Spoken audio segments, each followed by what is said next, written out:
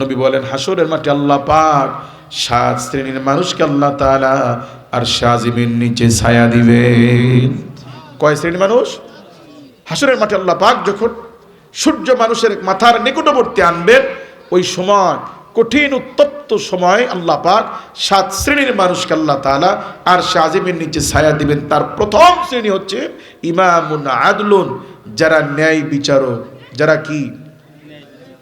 আল্লাহ পাক ওখানে ফজিলত, ওখানে আল্লাহ গুরুত্ব বাড়িয়ে দিয়েছেন যেখানে ফাঁক ফকর থাকার সুযোগ থাকে। সুবহানাল্লাহ বলেন।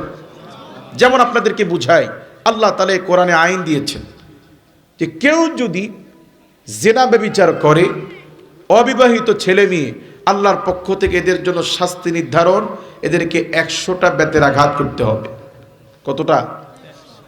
আর বিবাহিত নারী পুরুষ যদি ব্যভিচার করে তাহলে তার শাস্তি মৃত্যুদণ্ড। তার শাস্তি কি?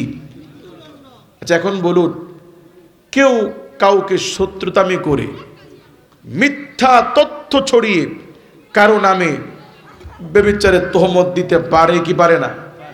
এটা সম্ভব কি না? এখন আপনিও একটা অপরাধ করেন নাই, আপনার সাথে আমার দ্বন্দ্ব আছে, আমি নিজের উদ্দেশ্য হাসিলের জন্য আপনার নামে মিথ্যা প্রবন্ধ ছাড়ালাম যে এই ব্যক্তি ব্যভিচার করেছে, আমি মিথ্যা সাক্ষী দিলাম, তাহলে আমার মিথ্যা সাক্ষীর কারণে একজন নির্দোষ মানুষ মৃত্যুদণ্ড হতে পারে কি পারে না? সেই জন্য এই সুযোগ যেন কেউ নিতে না পারে, এই জন্য আল্লাহ পাক 2টি হিকমতকে সামনে রেখে আল্লাহ পাক আইন দিয়েছেন যে একজন মানুষের ব্যভিচারে সাব্যস্ত হওয়ার জন্য 4 জন পুরুষ সাক্ষ্য লাগবে। কয়জন সাক্ষ্য লাগবে? 4 জন। তার মানে এখন আপনি আর শত্রুতার সুযোগ নিয়ে কারণ আমার মিথ্যা প্রোপাগান্ডা ছাড়ানোর সুযোগ আছে? ইসলামের আল্লাহর আইন হচ্ছে কেউ যদি কারো নামে জেনার তহমত দেয়, জেনা করেছে বলে সাক্ষ্য দেয়, তাহলে তার দাবির পক্ষে আরো 3 জন সাক্ষী লাগবে, মোট 4 জন লাগবে। 4 জনের কম যদি কেউ বলে যে অমুকে জেনা করছে আমি দেখছি, তাহলে উল্টা যে কথা বলবে ইসলাম তাকে 80টা বেতের আঘাতের ব্যবস্থা রেখেছে। কারণ আল্লাহ পাক জানেন মানুষ সুযোগ নিতে পারে, ক্ষতি করতে পারে মানুষের। এই জন্য আল্লাহ পাক এই সিস্টেম 2টা কারণে করেছেন। 1 নাম্বার, যে ব্যক্তি জেনা করেছে কেউ দেখলো না, একজন দেখলো, ওই ব্যক্তির জন্য ফিরে আসার তওবার দরজা আল্লাহ তাআলা খুলে রেখেছেন, ঠিক কি না? কিন্তু কেউ যদি 4 জন সাক্ষী দ্বারা প্রমাণিত হয় ব্যভিচার করেছে, তাহলে তার শাস্তি বিবাহিত হলে মৃত্যুদণ্ড, অবিবাহিত হলে 100টা বেতের আঘাত। কথা বলেন ঠিক কি না? কাজে আল্লাহ পাক যেখানে যে ওষুধ লাগবে আল্লাহ পাক জানেন। ক্ষমতার দাপটে যারাই ক্ষমতায় আসবে তারাই মানুষের প্রতি জুলুম করবে, অবিচার করবে, আছে না নাই? স্বাধীনতার থেকে শুরু করে 1947-এর নির্বাচনে, 1947-এর স্বাধীনতার ভাগ হওয়ার পর থেকে এ যাবৎ পর্যন্ত যারাই ক্ষমতায় আসছে, ক্ষমতাসীনদের কর্মীরা অপরাধ করলে এগুলো কোনো ব্যাপারই না। কথা বলেন ঠিক। আর প্রতি বছর ঘুরে ঘুরে যারা বিরোধী দলে থাকে এদের নামে মিথ্যা মামলা দেওয়া, এদের 14 গোষ্ঠীর জেলের ভাত খাওয়ানো, এটা কোনো ব্যাপারই না।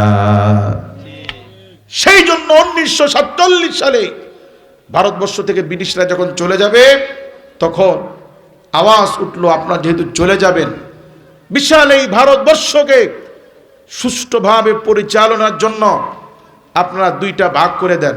কিভাবে ভাগ হবে? ধর্মের উপরে ভিত্তি করে মুসলমানদের জন্য পাকিস্তান আর হিন্দুদের জন্য হিন্দুস্তান। ধর্মের উপরে ভিত্তি করে 1947 সালে ভারতবর্ষ থেকে ব্রিটিশের গোষ্ঠী চলে যাওয়ার সময় 2টা ভাগ করে দিয়ে গেল। কিসের উপরে ভিত্তি করে? ধর্মের উপরে। বলুন কিসের উপরে?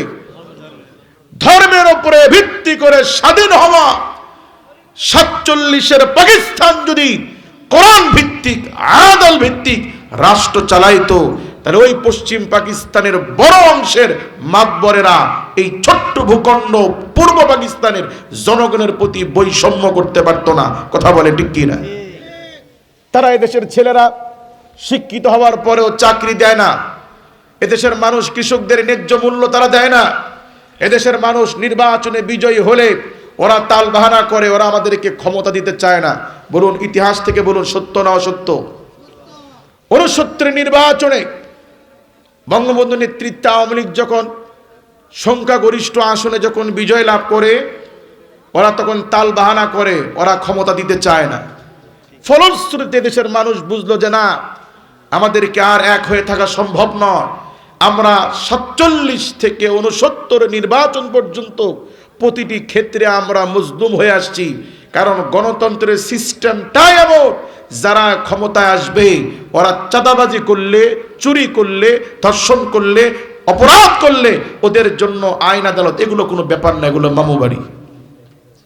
কথা বলেন। 47 স্বাধীনতার পর থেকে শুরু করে 1971 সালের স্বাধীনতার পূর্ব পর্যন্ত এদেশের মানুষ ছিল বিরোধী দলে, এরা ছিল ক্ষমতার বাহিরে, আর ক্ষমতা ছিল পশ্চিম পাকিস্তানের শাসকদের হাতে। কথা বলুন ঠিক কি না? যে কারণে সকল দিক থেকে ওরা আমাদের প্রতি অবিচার করত, বৈষম্য করত। শুধুমাত্র বৈষম্য দূরকরণের লক্ষ্যে 1971 সালে এদেশের মানুষরা ঐক্যবদ্ধভাবে কাঁধে কাঁধ মিলিয়ে ধর্ম বর্ণ নির্বিশেষে একটি নতুন রাষ্ট্রের স্বপ্ন গড়ার লক্ষ্যে শহীদ হয়েছেন, শুধুমাত্র বৈষম্যহীন একটি ইনসাফপূর্ণ রাষ্ট্র প্রতিষ্ঠার লক্ষ্যে। কথা বলেন ঠিক কি না? সেই রাষ্ট্রের লক্ষ্য এইটা ছিল না হিন্দুস্তানের গোলামি করা, সেই রাষ্ট্রের লক্ষ্য ছিল না এইটা যে ভারতের তাবেদারি করা, সেই রাষ্ট্রের ক্ষমতা উদ্দেশ্য এমন ছিল না যে ধর্ম নিয়ে হিন্দুদের গোলামি করে আলেমদেরকে জেলের ভাত খাওয়ানো। কথা বলে ঠিক কি না? দেশ স্বাধীন হলো 47 যে ভুল 1971 স্বাধীনতার পরে ঠিক একই ভুল। কি ভুল?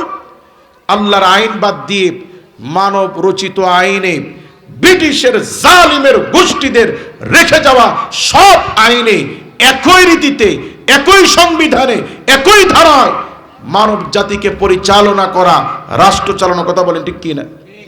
ফলশ্রুতিতে 71 থেকে শুরু করে আজ পর্যন্ত যারাই ক্ষমতায় আসছে ঘুরে ফিরে তারাই বিরোধী দলের প্রতি অত্যাচার করেছে, জুলুম করেছে। অস্বীকার করতে পারবেন আপনারা? আমি কি কোন দলের দালালি করছি?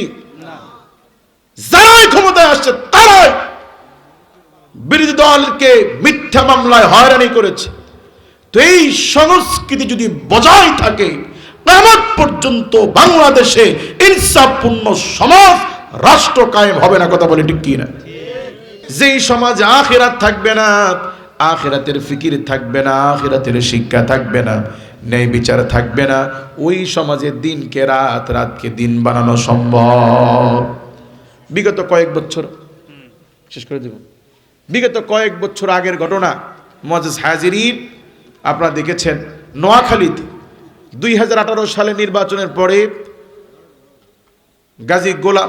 গাজী রুহুল আমিন নামে এক জনপ্রতিনিধি নির্দিষ্ট এক দলের, তার পক্ষে ভোট না দেওয়ার কারণে একজন মহিলাকে রাতের বেলা স্বামী সন্তানের সামনে বিবস্ত্র করে তাকে ধর্ষণ করা হয়েছে। নাউযুবিল্লাহ বলেন। 3 মাসও লাগে নাই এই জালিম জনপ্রতিনিধিকে, যে মামলায়, যেই আদালতে মামলা করা হয়েছিল, ওই মামলার জাস্টিস বিচারক 3 মাসের মধ্যেই এই ব্যক্তিকে জামিনে মুক্ত করে দিয়েছে। বলুন, এইরকম একজন পাপিষ্ঠ লোক, একে তো ধর্ষণ, আবার স্বামীর সামনে, সন্তানের সামনে। বলুন এই জমিনে ন্যায় বিচার কিভাবে হতে পারে? কথা বলে ঠিক কি না? কাজে কেবলমাত্র জমিনে ইনসাফ, ন্যায় বিচার, জুলুম মুক্ত সমাজ তখনই আসবে যখন আল্লাহর কোরআন ভিত্তিক সমাজ আর রাষ্ট্র চলবে। কাজে মুআজ্জাজ হায়াতুল্লাহ পাক বলেন, ইন্নাল্লাহা ইয়া'মুরু বিল আদল, আল্লাহর নির্দেশ হলো জমিনে ন্যায় বিচার করার। আমরা ন্যায় বিচার করব তো ইনশাআল্লাহ। আল্লাহ রাসূল বলেন, সাবআতুন ইযিল্লুহুমুল্লাহু ফি যিল্লিহি ইয়াওমা লা ইল্লা যিল্লা ইল্লা যিল্লুহু,